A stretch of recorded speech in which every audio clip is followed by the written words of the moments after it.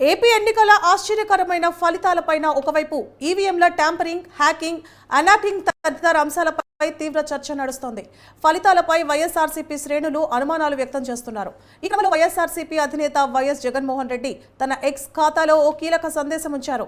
న్యాయం జరగడం ఒక్కటే ముఖ్యం కాదు, జరిగినట్టు కనిపించాలి కూడా. అలాగే ప్రజాస్వామ్యం గెలవడంతో పాటు నిస్సందేహంగా గెలిచినట్లు కనిపించాలి. ప్రపంచం మొత్తం మీద ప్రజాస్వామ్యం కొనసాగుతున్న అత్యధిక దేశాల్లో ఎన్నికల ప్రక్రియ కోసం పేపర్ బ్యాలెట్లు వాడుతున్నారు.